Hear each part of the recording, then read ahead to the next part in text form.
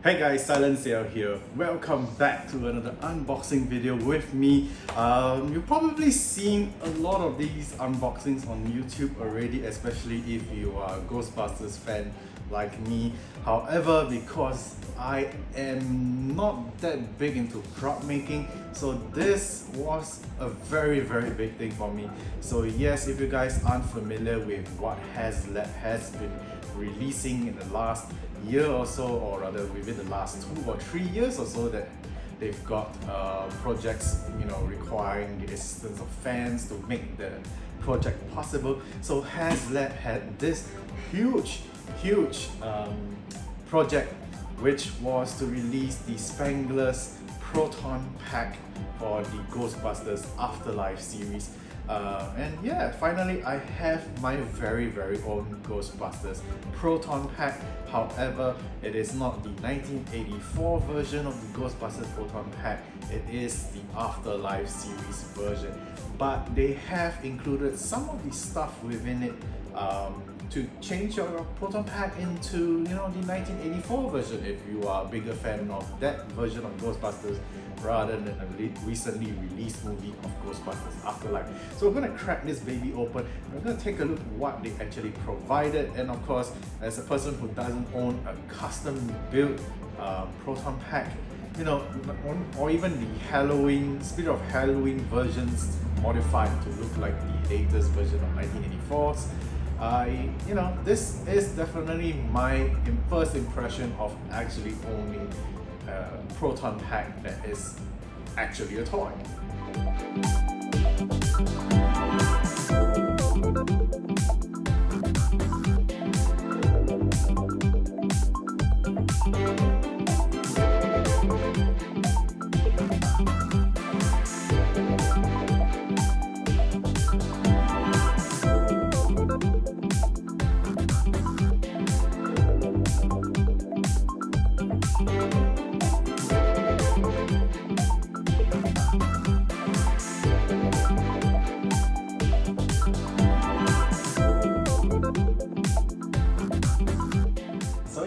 So this box, as you can tell, while I was going through that kind of like a fast-forwarded montage of me opening this whole thing,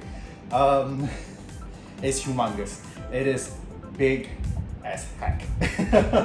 And yeah, I was quite pleasantly surprised on how they actually packaged it, because there was this box within another box and it was flipped.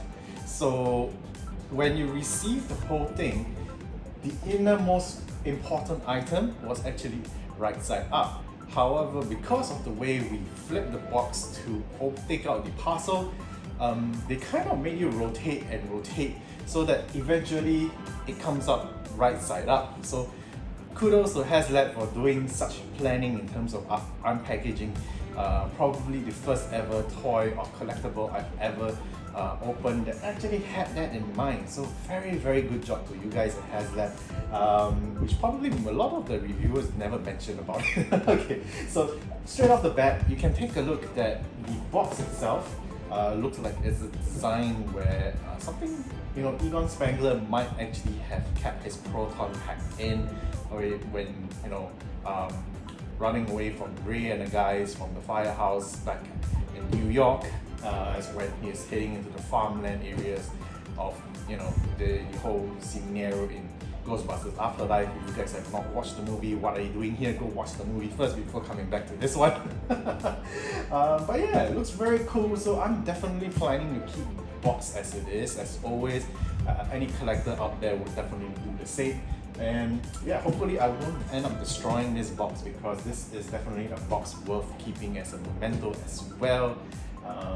For anyone who's a box collector, you probably know that feeling. So let's break this open and let's take a look at the inside of it. So we're taking a look at the design of the box first. As you can tell, it's kind of popping out because of the tape being released. And yeah, so look at the design itself. I love how the weathering there's no actual texture, it's just how it's printed, but the weathering design makes this box look very realistic in terms of You know, maybe it could have been a metal box, but of course if it was a metal box, the delivery charges and the weight of the item would be a lot more expensive. But yeah, but still, having it being cardboard and looking up close, that is a pretty good weathering design right there. And of course the No Ghost logo, having been a bit faded. Interestingly enough, the eyes is a bit kind of, yeah, janky, and that's good on its own. So let's take a look at the bottom part here with Egon Spengler Proton Pack written. Of course, the lock has a thumbprint design for scanning, so a bit of a modern design in terms of the lock itself. Very, very cool. So, you know, being Egon, he's very into all the techy stuff. Alright, so let's open up the box. And of course, we have a better looking No Ghost logo inside. I'm gonna have to shift the box out a bit because the lid just does not want to close. So it's gonna be a bit hard for me to record. Alright, here we go.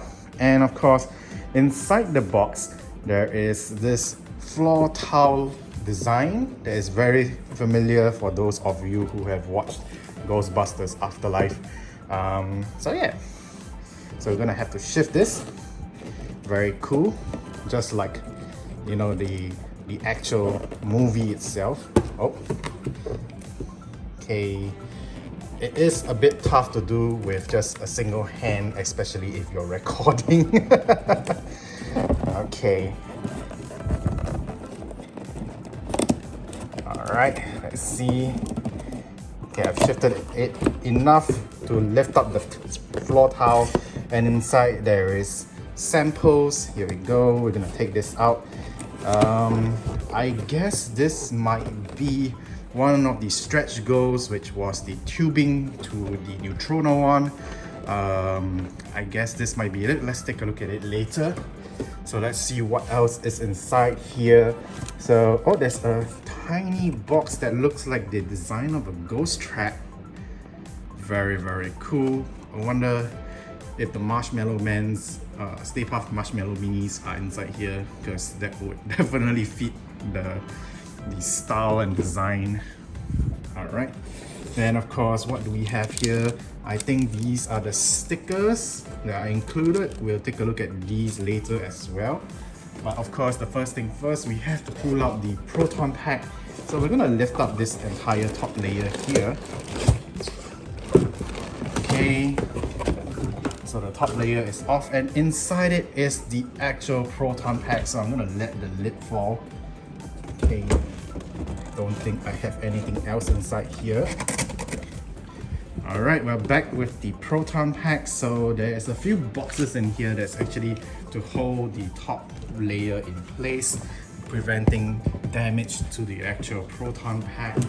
Very, very cool so far. Let's unveil this bad boy. Look at that. Oh my goodness.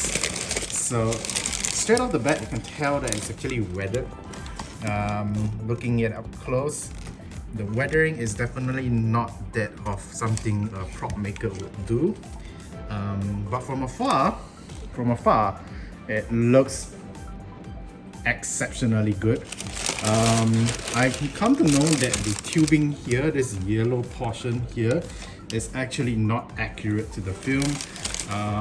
But that's fine, that's fine. I mean, you can't ask for the exact stuff as always, you know, considering it is made by a toy company. So look at that bad boy. Look at that. Oh my goodness. Going up close. So there is the metal rod piece that is missing here because they probably put it in the box or something to prevent it from damaging. So look at that. Wow.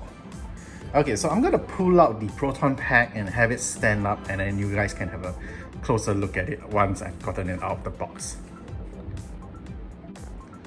Okay, so before we go on to the actual Proton Pack, I actually have the Proton Pack sitting right here on the stool.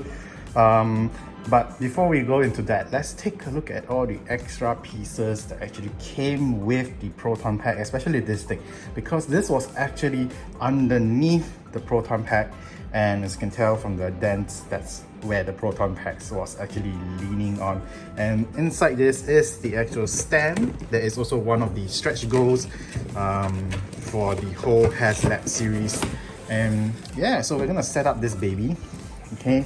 And inside here, I think these are stickers, maybe? They could be. Oh yeah, they are. They are decals for the Proton pack itself. You could actually maybe have the Proton pack design into the 1984 version of the Proton pack rather than the Ghostbusters Afterlife series. So that's pretty cool of them to include that. Yeah, so these are the parts for the stand. So I'm gonna set this up. I'm gonna have to do a fast forward montage here as well.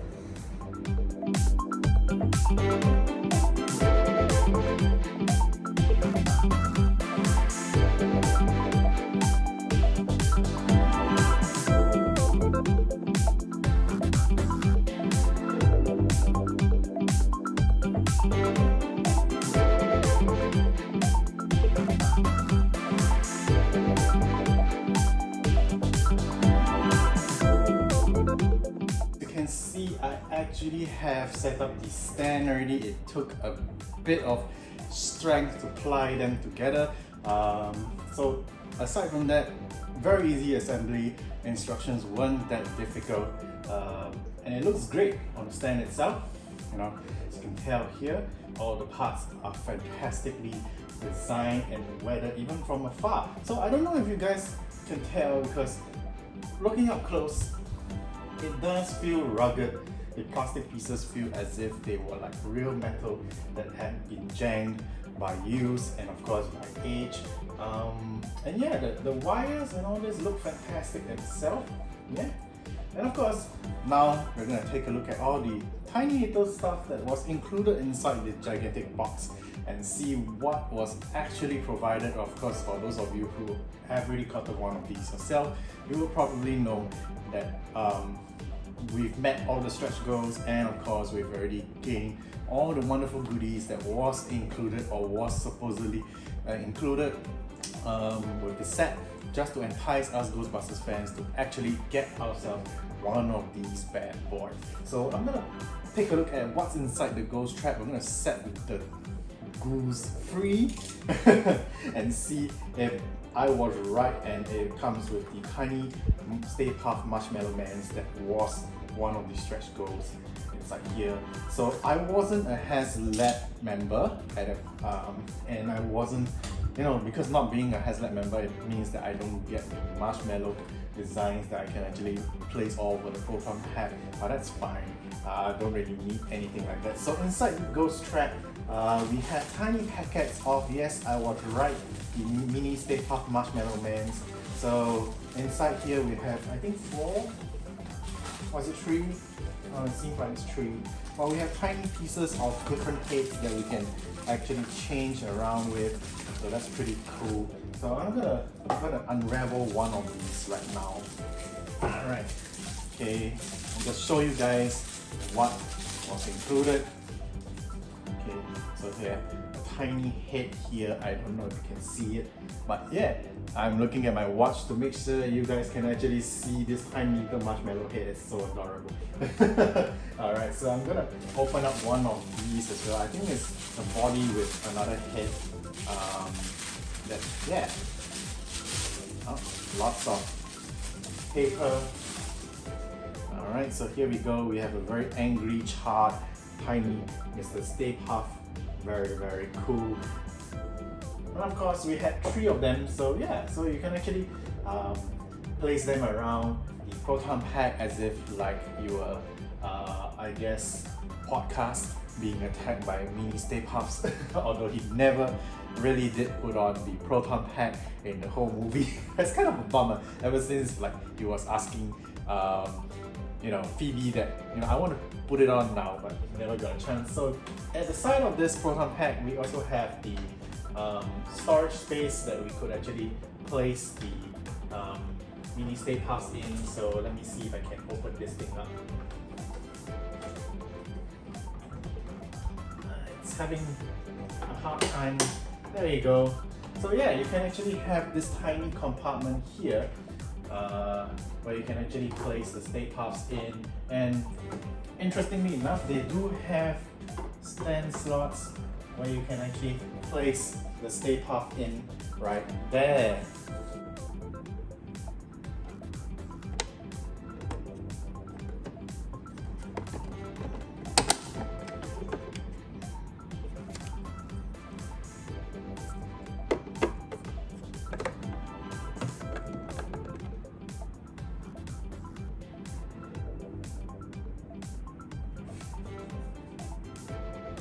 The next thing we're going to take a look at are actually the decals and of course the Spenglers.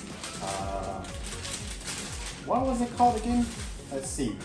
Egon Spengler's Journal. So yeah, so if you're a big fan of the Afterlife series, of course, you will get some wonderful stickers from the original 1984 and of course the Ghostbusters Afterlife stickers. So that's pretty cool, I think. There we go, some of them is like in the wrong direction. Very, very cool. So we also have decals of, you know, the Proton pack that you can actually use for replacing the stickers that are already on the Proton pack itself in case you wanted to turn it into a 1984 version. And of course, we have the wonderful, wonderful Spenglers,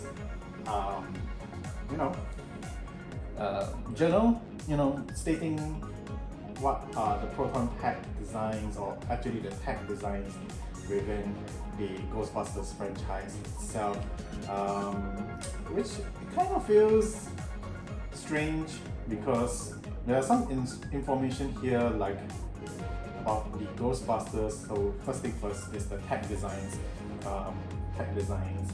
and some of them are also talking about like the characters, so that's pretty interesting considering that it's a journal. But yeah, and considering that Egon is already passed on within that portion of the story, he shouldn't be able to write those entries, right?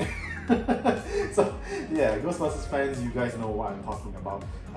So yeah, that's pretty strange. That's very, very strange in terms of what the kind of information is actually within this journal itself. So that's very cool. I was actually this is one of the things that I was looking forward to actually getting my hands on. The stretch goals yet, but I was really looking forward to getting my hands on to take a look later on during my own sweet time. And yeah, so here we go. We also have this thing, Phantasmical Samples, potentially sentiment, hard handle with extreme care. I don't know what's inside here. I might be wrong when it came to saying that it could be the extended holes for the Trono one to the Proton pack. But yeah, let's take a look what's inside and confirm for myself what is included inside here. So it's another bag. Seems like Americans love their paper material protection. Unlike the Japanese, they use a lot of bubble wrap or stuffings. So oh wow. So apparently I've got, okay, so apparently these are the marshmallow glue attachments that you can actually attach to your Proton pack. So I think the the HasLab subscription ones were the slime, I think. Yeah, I guess the slime would actually look nicer, but who knows. But definitely a nice, cool inclusion. I completely forgot that these were a thing. I would have preferred that it were the slime versions, but okay, I'll take what's given to me. So, but although I probably won't see myself using this on my Proton pack, so going back in the box and staying inside the box. So unfortunately, this is one of those stretch goals that, well, it's nice to have, but probably not something most of the fans would use. I might be wrong, but who knows. Anyways, so we have one more box over here. Let me go grab it real quick. So this box is, of course, the tube for the Neutrona one. Nice enough that they were actually thinking about the fans who actually bought the Neutrona one. So you can actually attach the device to the Neutrona one. So let's do that right now. So before we talk about the holes and the Neutrona one, we are talking about what was inside the box with the worn holes. So apparently, yeah, so this is where the metal piece for the Proton pack is, and it is actually a real metal rod, which is a very nice touch. All you have to do is just stick it on here. Alright, push it in, and there we go. I think, yeah. So I just had to pay attention to how much gapping there is in between these items, because you gotta have it securely stuck on just in case, like if you were to go trooping with the Proton pack. This piece might have some concerns for cosplayers that it might pop off. So that is one of the major concerns. The other thing is they actually gave this as well. So if your Neutrona one, like mine, is the original one without the orange head that recent models have, you can actually pop this on so that, you know, apparently you don't consider this thing as a gun at conventions, which, how in the world does this look like a gun? Maybe that's why Phoebe got arrested in Ghostbusters Afterlife, because they thought this thing was a gun. Anyways, so then we also have the spare parts that they actually included, which is very nice of them. Like for some of the fans who have been complaining about the shoulder pads here on the back of the new Proton pack not being screen accurate, you might want to attach an Alice frame onto the Proton pack, which I myself might plan to do so in the future if I can get my hands on an Alice frame, the proper ones that is. And yeah, you can actually use these spare parts to have it screwed on. So fantastic job for HasLab on considering the needs and wants of the cosplayers within the Ghostbusters fandom. So yeah, so next thing is we're gonna take a look at the inside of the Proton pack, just like we've seen in the Afterlife movie. So you just have to screw this off, put it out, there we go, shake this thing off. Fantastic, simple as that. And then of course, I think we need to press these to get the clip off. And of course, inside here, I mean, you can pull this thing off as well. But you know, I'm recording with one single hand. So we have internal parts of the Proton pack, just like we've seen in the shows. And of course, underneath here, if you can see, there are two switches that you can change the rumbling of the motors and of course the sound effects for the Proton pack to be the 1984 version of this thing. Alright, okay, so I'm gonna try and reapply this back. So give me a sec. Okay, now that I've screwed this back on, we're gonna play around with these holes. So I know that now with this hose attachment, you can actually have the Neutrona one switch on the Proton pack, which is fantastic. If not, you can always do it the traditional way like they did in the 1984 film. However, the switch format was only shown in the Ghostbusters Afterlife film. So under here, you can see there's this red switch. So unfortunately, right now, I have no batteries inside this Proton pack. So I'm probably gonna go and get batteries, and then I'm gonna show you guys the lights and sound of the Proton pack right after this.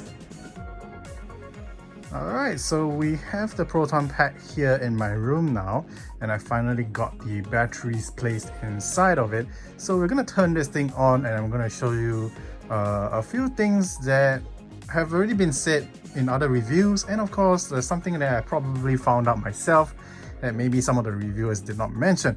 So here we go.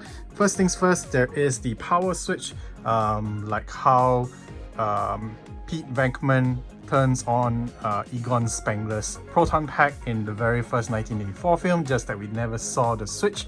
The switch was only shown in the Ghostbusters Afterlife film, so let's switch this baby on.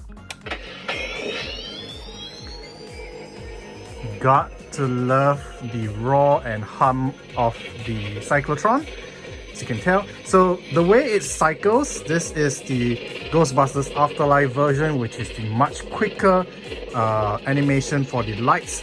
And of course you can hear the rumbling going off from the speaker that's on top of here. And this knob here is actually the volume knob, so you can actually rotate this and have it totally mute, so that if you just want the lights for conventions and all this is going to help you save battery, that kind of stuff. Then of course there is the other thing. So if you remove the cable that's attached to the cyclotron, the Proton Pack actually goes into a nuclear meltdown stage effect.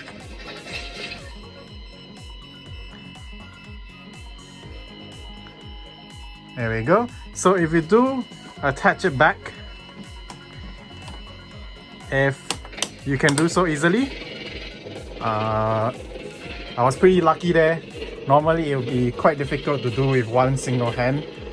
Yeah, so it goes back into its regular functioning mode. So I'm gonna turn the pack off.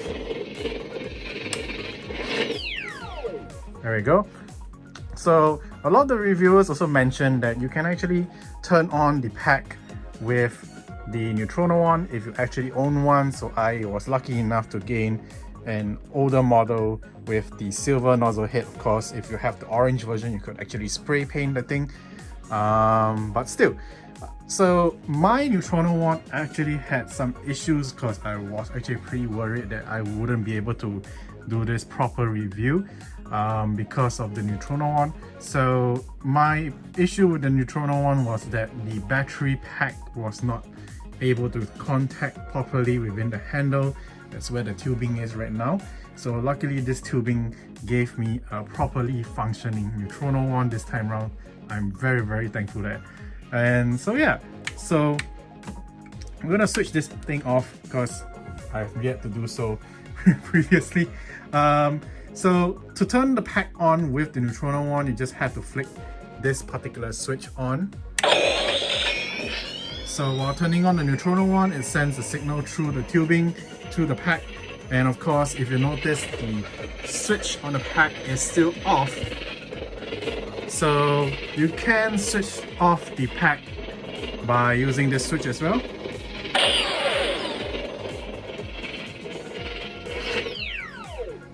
There we go. So that's how you turn the pack off using the Neutrino one. You don't really need to switch on the rest of the switches because it doesn't do anything. It's just for the Neutrino one's light and sound effects. Alright, so but there is one other thing that I think a lot of the reviewers didn't mention. So let's pop the nozzle out first. Let's see, where is the lever? There you go. So you see, even though the pack wasn't on, having the nozzle pop out, it will temporarily turn on the Proton Pack, and then of course it will shut down because there isn't a actual flow of power within the Neutrino one to the Proton Pack. So it's just temporarily receiving a signal because the Neutrino one activated due to the light and sound effects of its programming. Then of course it triggered the Proton Pack to turn on for a temporary short time. So same thing, if you pop the nozzle back in, because of that power trip, it causes the pack to turn on and then turn off for a short period of time as well. So yeah guys, so that's pretty much it for the lights and sound effects for the Proton Pack in terms of the Ghostbusters Afterlife version. It's exactly the same thing for the 1984 version, but you know, I'm just gonna end the video here with a short clip showing the 1984 function and of course the inside of the cyclotron itself. Anyway guys, thank you guys so much for watching this video. I know it feels a bit home stylish in terms of reviews and all that, because you can see my bed and all my junk on the table that of course I've done for the rest of the YouTube channel. Anyways, thank you guys so much as always for watching my videos, and of course leaving a like, sharing, subscribing and all the good stuff, and I'll see you guys in the next video. Until then, bye.